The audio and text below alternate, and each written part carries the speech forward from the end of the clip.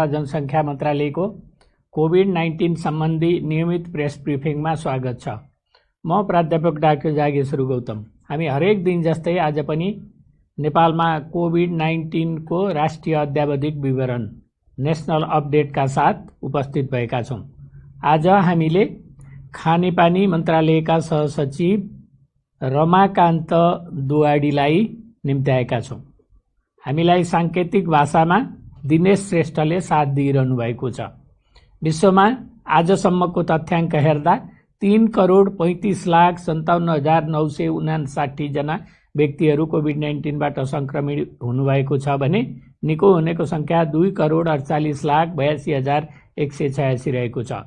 आज देशभरि जम्मा सक्रिय सङ्क्रमितहरूको सङ्ख्या 20,396, संस्थागत आइसोलेसनमा रहनुभएकोको सङ्ख्या 9,689, प्रदेश 1 मा 357, प्रदेश 2 मा 698, बागमती प्रदेशमा 6,532, गण्डकी प्रदेशमा 446, प्रदेश 5 मा 814, कर्णाली प्रदेशमा 353 र सुदूरपश्चिम प्रदेशमा 889 जना हुनुहुन्छ। यसैगरी होम आइसोलेसनमा रहनुभएकाको सङ्ख्या प्रदेश 1 मा 1,371, प्रदेश 2 मा 622, बागमतीमा 6,447, गण्डकी प्रदेशमा 489, प्रदेश 5 मा 1,390, कर्णाली प्रदेशमा 242, सुदूरपश्चिम प्रदेशमा 146 गरी जम्मा 10,707 जना हुनुहुन्छ। नेपालमा आजको पिसिआर 10,891 गरी जम्मा 10,09,298 परीक्षण भएको छ। गत 24 घण्टामा नयाँ सङ्क्रमितको सङ्ख्या 1,513 रहेको छ। आज काठमाडौँ उपत्यकामा सङ्क्रमितको सङ्ख्या काठमाडौँमा 447, भक्तपुरमा 73 र ललितपुरमा 114 गरी जम्मा 934 छ। क्वारेन्टिनमा रहनुभएका व्यक्तिहरूको सङ्ख्या 5,778 रहेको छ। प्रदेशअनुसार प्रदेश 1 मा 641, प्रदेश 2 मा 222, बागमती प्रदेशमा 549, गण्डकी प्रदेशमा 641, प्रदेश 5 मा 1,313, कर्णाली प्रदेशमा 674 र सुदूरपश्चिम प्रदेशमा 1,738 जना हुनुहुन्छ। कोभिड-19बाट सङ्क्रमण मुक्त भई गत 24 घण्टामा डिस्चार्ज हुनुहुनेहरू जम्मा 731 जना हुनुहुन्छ। आजसम्म डिस्चार्ज हुनेको सङ्ख्या 55,371 छ। प्रदेशअनुसार प्रदेश 1 बाट 5,070, 2 बाट 13,563, बागमती प्रदेशबाट 15,311, गण्डकी प्रदेशबाट 3,293, प्रदेश 5 बाट 8,571, कर्णाली प्रदेशबाट 2,865 र सुदूरपश्चिम प्रदेशबाट 6,698 जना हुनुहुन्छ। कोभिड-19 सङ्क्रमण मुक्त हुने दर 72.6% छ र सङ्क्रमितहरू घर फर्किसक्नु भएको छ र उहाँको हेरचाहमा अहोरात्र खटिनुभएका चिकित्सक, नर्सेस, स्वास्थ्यकर्मी तथा अन्य सहयोगी शुभेच्छुकहरू सबैलाई स्वास्थ्य तथा जनसङ्ख्या मन्त्रालय हार्दिक धन्यवाद दिन चाहन्छ। 2वटा कल सेन्टरबाट हामीलाई 1178 वटा कल प्राप्त भएका छन्। आइसियुमा उपचाररत सङ्ख्या प्रदेशअनुसार प्रदेश 1 मा 16 जना, प्रदेश 2 मा 18 जना, बागमती प्रदेशमा 110 जना, गण्डकी प्रदेशमा 6 जना, प्रदेश 5 मा 44 जना, कर्णाली प्रदेशमा 17 जना, सुदूरपश्चिम प्रदेशमा 2 जना गरी जम्मा 213 जना हुनुहुन्छ। भेन्टिलेटरमा उपचाररत सङ्ख्या प्रदेश अनुसार प्रदेश 1 मा 5 जना, बागमती प्रदेशमा 26, प्रदेश 5 मा 2 जना, सुदूरपश्चिम प्रदेशमा 1 जना गरी जम्मा 34 जना हुनुहुन्छ। 500 भन्दा बढी सक्रिय सङ्क्रमित सङ्ख्या रहेको जिल्ला मोरङ, सिराहा, ललितपुर, काठमाडौँ, चितवन, भक्तपुर र रूपन्देही रहेका छन्। 0 सङ्क्रमित भएका जिल्लामा मनाङ, मुस्ताङ, डोल्पा, हुम्ला र मुगु रहेका छन्। अब म हाम्रो अतिथिज्यूलाई चाहिँ आफ्नो कुरा राख्नको लागि अनुरोध गर्दछु। आज म यो कोभिड-19 को रोकथाम र नियन्त्रणको लागि 3वटा महत्त्वपूर्ण उपायहरू जुन सोशल डिस्टेन्सिङ गर्ने, मास्क लगाउने र त्यस पछाडि जुन साबुन पानीले हात धुने, हातको स्वच्छता कायम गर्ने जुन मुख्य 3टा चाहिँ रोकथामका नियन्त्रणका उपायहरू रहेकोमा त्यो मध्ये ह्यान्ड हाइजिन अर्थात् हातको स्वच्छता कसरी कायम गर्ने त्यो सन्दर्भमा चाहिँ अहिले खानेपानी मन्त्रालय लगायतको निकायले चाहिँ के गर्न गइराखेको छ यो कोभिडको रोकथाम र नियन्त्रणको लागि त्यस सन्दर्भमा केही कुराहरू यहाँहरू माझ राख्न गइराखेको छु। र यो हातको सरसफाई स्वच्छता अथवा ह्यान्ड हाइजिन चाहिँ कहाँनिर चाहिँ त्यसको फेसिलिटी राख्ने कसरी गर्ने भन्ने सन्दर्भमा चाहिँ पक्कै पनि सबैको लागि कोही पनि नछुट्ने गरी यो ह्यान्डको हाइजिन हामीले उपलब्ध गराउन जरुरी छ। यो चाहिँ हरेक घरमा, कार्यालयमा, सार्वजनिक स्थलहरूमा, पसलहरूमा, स्कुलहरूमा, त्यसै गरी मन्दिर लगायतका सम्पूर्ण बसहरूमा, सबै ठाउँमा चाहिँ हामीले यो हातको स्वच्छता कसरी कायम गर्ने त्यसको लागि चाहिँ पहुँच हामीले पुर्याउन जरुरी देखिएको छ। र अब हामीले शौचालय बनाएका छौँ भने त्यसको चाहिँ 5 मिटरको डिस्टेन्समा चाहिँ ह्यान्ड वासिङ फेसिलिटी हामीले राखिदिनुपर्ने हुन्छ। र यो अब हातको सरसफाइको लागि यो कोभिडको सङ्क्रमणलाई रोकथाम नियन्त्रण गर्नको लागि हामीले कस्तो खालको चाहिँ उपाय अपनाउने त भन्ने सन्दर्भमा पहिलो त साबुन पानीले हात धुने नै भयो। यो यसको पहुँच जहाँ छ हामीले त्यो गर्छौँ नै। त्यस पछाडि साबुन पानी नभएको ठाउँमा चाहिँ हामीले सेनिटाइजर लगायतका वस्तुहरू पनि प्रयोग गर्नुपर्ने हुन्छ। र सेनिटाइजर पनि बजारमा थरीथरीका आएको कारणले त्यसको प्रभावकारिता सबैको राम्रो देखिएको छैन। अत यसमा चाहिँ हाम्रो अध्ययनले अभ्यासले के देखाएको छ भने इथानोल मिसिएको र करिब 70% भन्दा बढी 70% को हाराहारीमा अल्कोहलको कन्टेन्ट भएको चाहिँ सेनिटाइजर यो सङ्क्रमणबाट मुक्त हुनको लागि उपयोगी हुन सक्छ। र त्यसै गरी यो चाहिँ हामीले सेनिटाइजर प्रयोग गर्दाखेरि एकदमै कन्जुसाइ गरेर थोरै प्रयोग गर्ने भन्दा पनि हात पुरै भिज्ने गरी चाहिँ त्यसलाई चाहिँ हामीले हात भिज्ने गरी वेट हुने गरी र त्यो पर्याप्त कन्ट्याक्ट टाइम हुने गरी हामीले चाहिँ प्रयोग गऱ्यौँ भनेदेखि मात्रै बल्ल त्यहाँ भएका कीटाणुहरू भाइरसहरू चाहिँ त्यो मुक्त हुन्छन्। र मुख्य चाहिँ दुईटा कुराहरू यसमा हामीले ध्यान दिनुपर्ने अवस्था हुन्छ। सेनिटाइजर चाहिँ हाम्रो हात हेर्दाखेरि सफा छ, त्यस्तो भिजिबल्ली फोहोर छैन भनेदेखि हामीले अल्कोहल बेस्ड सेनिटाइजर हातमा चाहिँ ह्यान्ड रब गरेर 20 देखि 30 सेकेन्डसम्म हामीले गऱ्यौँ भने त्यसले काम गर्छ भने हाम्रो हात हेर्दाखेरि नै फोहोर छ, भिजिबल्ली नै डर्टी छ अथवा प्रोटेनेसियस मेटेरियलले चाहिँ कन्टामिनेटेड छ भनेदेखि चाहिँ त्यो सेनिटाइजरले काम गर्दैन। हामीले चाहिँ साबुन र रनिङ वाटर को माध्यमले हामीले हात सफा गर्नुपर्ने हुन्छ र सिंगल युज टावेल हामीले प्रयोग गरेर गर्नुपर्छ र त्यो सन्दर्भमा चाहिँ 40 देखि 60 सेकेन्ड चाहिँ हामीले चाहिँ हात धुनुपर्ने अवस्था आउँछ यदि फोहोरै भएको अवस्थामा। र अर्को विषय चाहिँ अब हामीले के मेटेरियल प्रयोग गर्ने त यो ह्यान्ड हाइजिनको लागि भन्ने सन्दर्भमा चाहिँ एउटा मुख्य चाहिँ पानी नै हो। साबुन पानी उपलब्ध भएसम्म हामीले त्यसैले नै हात धुनुपर्छ मिचिकन। अर्को चाहिँ त्यो नभएको अवस्थामा चाहिँ हामीले अल्कोहल बेस्ड चाहिँ ह्यान्ड रब अथवा सेनिटाइजर चाहिँ प्रयोग गर्न सक्छौँ भने त्यो पनि नभएको अवस्थामा चाहिँ हामीले 0.05% क्लोरिन मिसिएको चाहिँ क्लोरिनेटेड वाटर हामीले प्रयोग गरेर त्यहाँ हाम्रो हातमा भएका कीटाणुहरू प्याथोजेनहरू हटाउन सक्छौँ।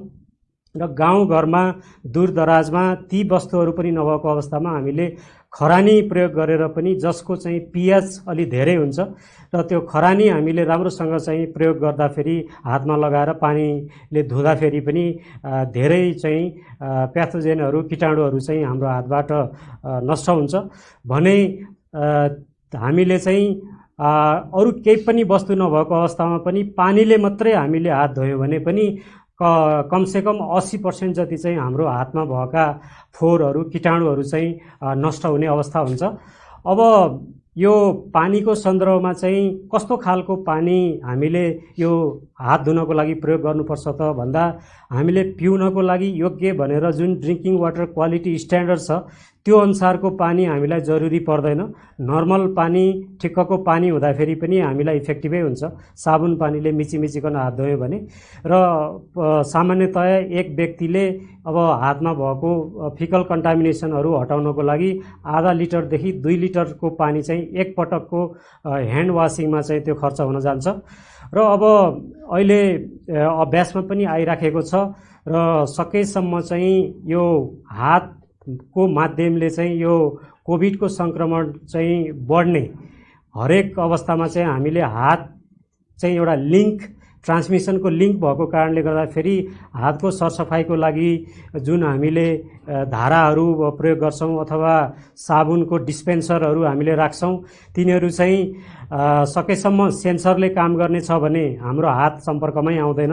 अरूले छोएको ठाउँमा पनि हामीले नछोयो भनेदेखि सङ्क्रमण कम हुन्छ भने अहिले चाहिँ यो खुट्टाले थिचेर चाहिँ प्रयोग गर्न मिल्ने साबुनहरू चाहिँ डिस्पेन्स गर्न मिल्ने टाइपको फुट अपरेटेड पम्प पनि हामीले प्रयोग गर्न सक्छौँ। त्यसै गरी धाराहरूको ह्यान्डल हामीले अलिकति लामो अलि ठुलो राख्यो भनेदेखि चाहिँ हामी कुइनाले पनि त्यसलाई चाहिँ चलाउन सक्छौँ, हातै हामीले लगाउनु पनि पर्दैन।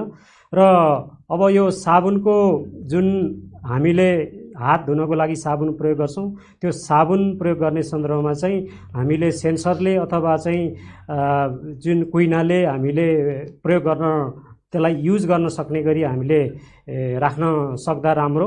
र साबुनलाई चाहिँ हामीले अलि त्यो एउटा जाली जस्तो भाँडामा सोप डिसमा चाहिँ ओइल ड्रेन हुने गरी पानी नजम्ने गरी राखियो भने त्यसले राम्रोसँग काम गर्छ।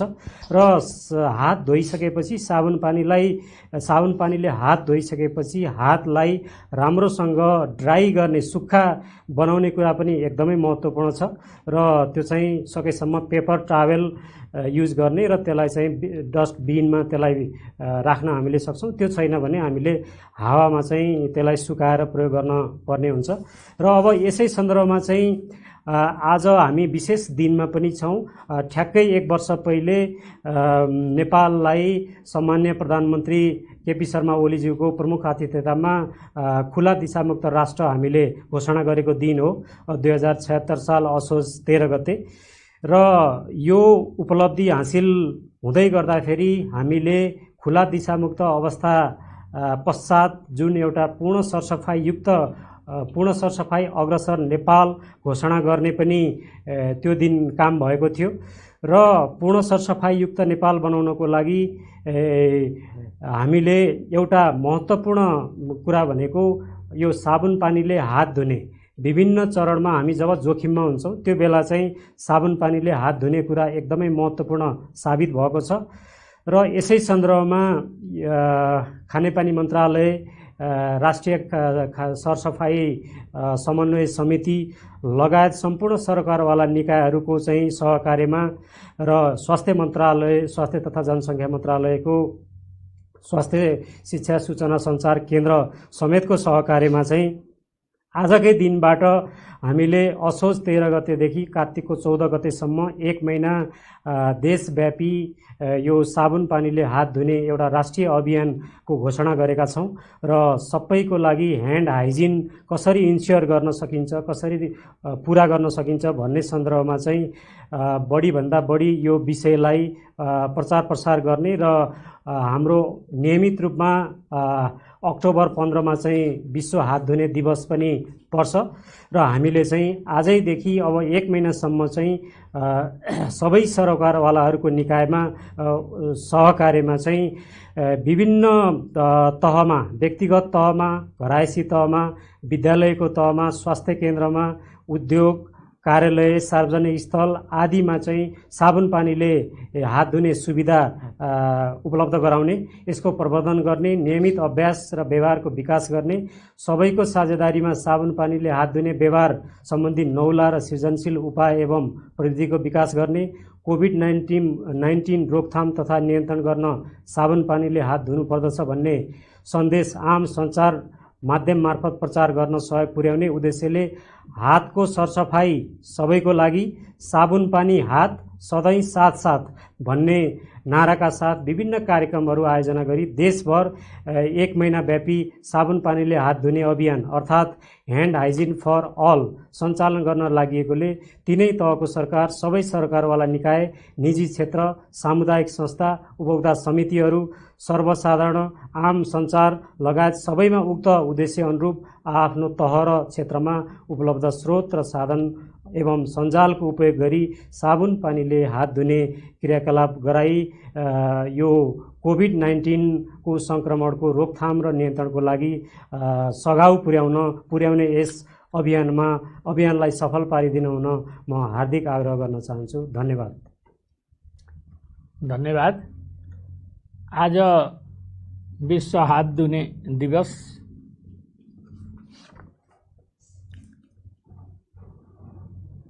कोरोना संक्रमण र रोकथामको प्रभावकारी स्वास्थ्य सुरक्षाका 3 उपायहरूमध्ये हातको सफाई पनि एक प्रमुख उपाय हो।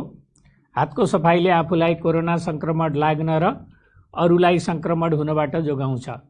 कोरोना र अन्य सरुवा रोगबाट बच्न संक्रमण जोखिम भएका ठाउँहरू जस्तै कार्यालय, अस्पताल, विद्यालय, उद्योग, कल कारखाना, सपिङ मल, सिनेमाघरका साथै मानिसहरूको भेटघाट जमघट हुने ठाउँहरूमा हात धुने स्थानको व्यवस्था गरी नियमित रूपमा हात धुने व्यवहार प्रवर्धन गर्न र गराउन जरुरी छ।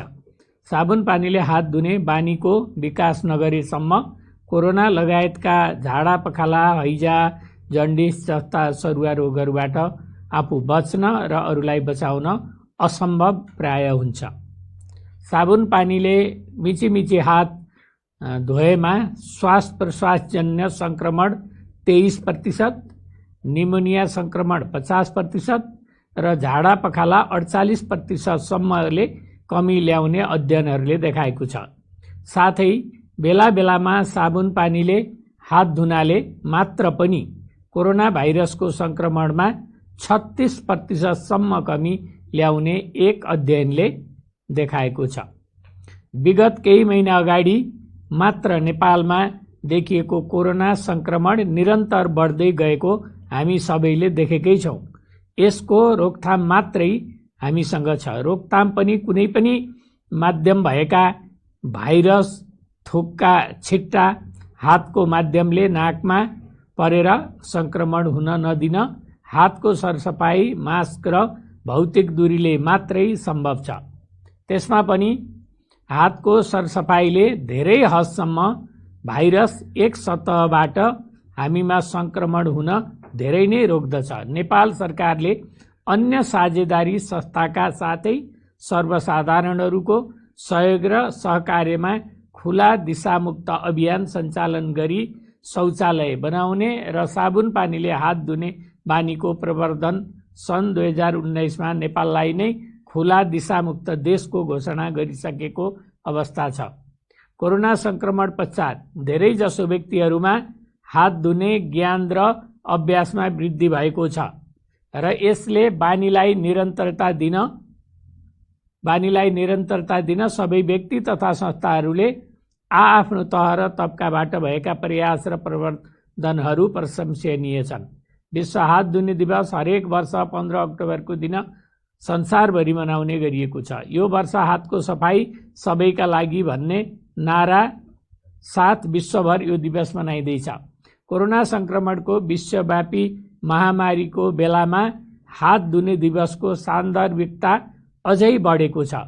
नेपाल सरकारले साबुन पानीले हात धुने बानीलाई थप प्रवर्धन गर्ने कार्यलाई निरन्तरता दिन नेपाल खुला दिशामुक्त देश घोषणा भएको आज सेप्टेम्बर 29 देखि अक्टोबर 30 सम्म विभिन्न कार्यक्रम गरी महिनाभरि नै प्रवर्धन गर्नेछ।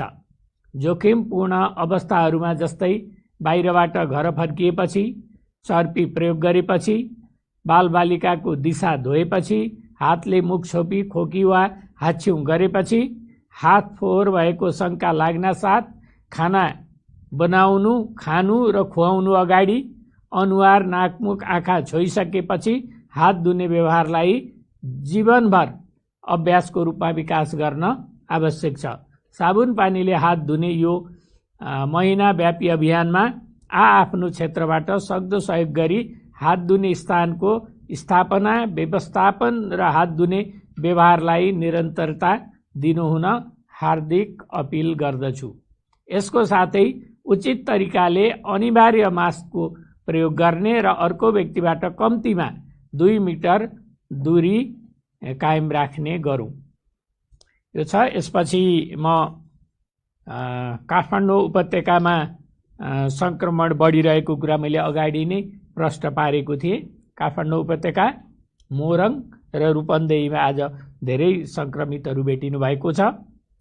यही सिलसिलामा सार्वजनिक सेवा दिने संस्थाहरू, सरकारी, गैर सरकारी, निजी र भिडभाड हुने स्थानहरूमा चाहिँ जस्तै नेपाल सरकारका कार्यालयहरू, विद्युत प्राधिकरण, खानेपानी, मालपोत कार्यालय, टेलिकम, बैंक र वित्तीय संस्थाहरू, सपिङ मल, तरकारी बजार, बसका टिकट काउन्टरहरू, रेस्टुरेन्ट, प्रतीक्षालयहरू, ओडा कार्यालयहरू, अस्पताल र ब्यारेक, यी ठाउँमा जनस्वास्थ्यका मापदण्डहरू फलो नभएको भेटिएको छ र यसले संक्रमणलाई झन बढाएको छ।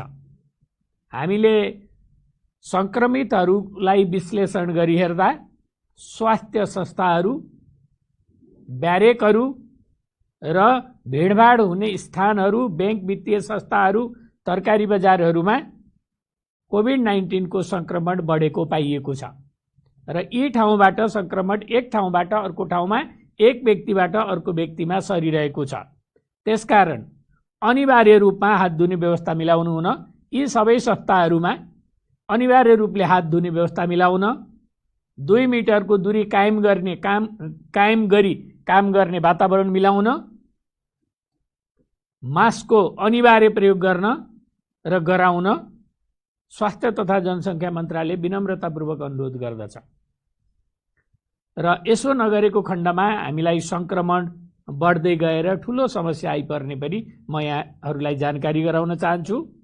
यसका साथै केही हप्ता अगाडि स्वास्थ्य तथा जनसङ्ख्या मन्त्रालय, नेपाल स्काउट, हिसान, युनिसेफ लगायत त्यसमा इनफ इज इनफ पनि हुनुहुन्थ्यो, सबैले हामीले एउटा चाहिँ मुभ गरेका थियौँ, एउटा कार्यक्रम गरेका थियौँ 2 हप्तासम्म। त्यो कार्यक्रम गर्दाको भिडियो सन्देशमूलक छ र यो र अरू 2टा सन्देशमूलक भिडियोहरू राख्दै आज यो कोरोना सम्बन्धी राष्ट्रिय अद्यावधिक विवरण, नेसनल अपडेट यहीँनिर सकिन्छ। सबैलाई धन्यवाद, नमस्कार। विश्वभर फैलिएको कोरोना भाइरस महामारीको पहिलो संक्रमण नेपालमा सन् 2020 जनवरी 24 देखिएको थियो। अहिले त संक्रमितको संख्या नै 60,000 नागिसकेको छ। एक अर्को बीचमा कम्तीमा 2 मिटर दूरी कायम गरेर बस्ने, घर बाहिर निस्किँदा नाक मुख छोपिने गरी अनिवार्य मास्क लगाउने र बेला बेलामा साबुन पानीले कम्तीमा 20 सेकेन्ड हात धुने, 3 मुख्य व्यवहारहरू कोरोना भाइरसको संक्रमणबाट बच्ने प्रभावकारी स्वास्थ्य सुरक्षाका उपाय प्रमाणित भइसकेको छ। कोरोना भाइरस श्वास प्रश्वासको माध्यमबाट सर्छ। कोरोनाबाट बच्न यी उपाय अपनाउने बारे सर्वसाधारण नै जानकारी दिन नेपाल सरकारका साथै विभिन्न संघ संस्थाहरूले रेडियो, टेलिभिजन, मोबाइल फोन, पत्र पत्रिका, अनलाइन, माइकिङ, घरभेट जस्ता सञ्चारका माध्यमहरूको प्रयोग गरिरहेका छन् र साथै यी सुरक्षाका उपायलाई कडाइका साथ व्यवहारमा लागू गर्न पनि आग्रह गर्दै आइरहेका छन्। यिनै अथक प्रयासकै कारण आज कोरोना भाइरस र यसबाट बच्ने उपायहरूको बारे देशका करिब 90% भन्दा बढी मानिसमा जानकारी पुगेको विभिन्न अध्ययनहरूले देखाएका छन्। तर जानकारीको तह उच्च भए पनि सार्वजनिक स्थानहरूमा मास्क लगाउने, दूरी कायम गर्ने र हातको सफाई जस्ता व्यवहारको पालना अझ पनि सबैले नगरेको पाइएको नेपाल स्वास्थ्य अनुसन्धान परिषदले काठमाडौँ उपत्यकाका सार्वजनिक स्थानहरूमा गरेको अवलोकन सर्वेक्षणको निष्कर्ष छ। सो सर्वेक्षणका अनुसार 10 जना मध्ये 7 जनाले मात्र घरबाट निस्किँदा मास्क लगाउने गरेको पाइयो। ती 7 मध्ये पनि 5 जना जतिले मात्र उचित तरिकाले मास्क प्रयोग गरेको भेटियो। 10 जना मध्ये 3 जनाले मात्र आवश्यक 2 मिटरको दूरी कायम गरेको देखियो। रेडियो, टेलिभिजन तथा सामाजिक सञ्जालबाट प्रवाह गरिएका सन्देशहरूलाई व्यक्तिगत रूपमै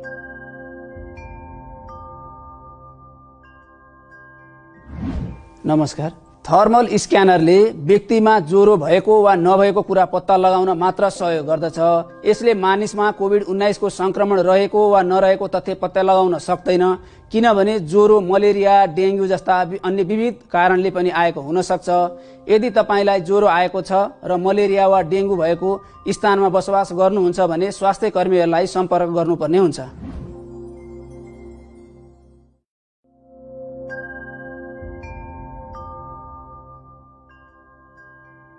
नमस्ते। व्यायाम गर्दा मास्क लगाउनु हुँदैन, किनभने मास्कले आरामपूर्वक श्वास फेर्न सक्ने क्षमतालाई कम गराउँछ।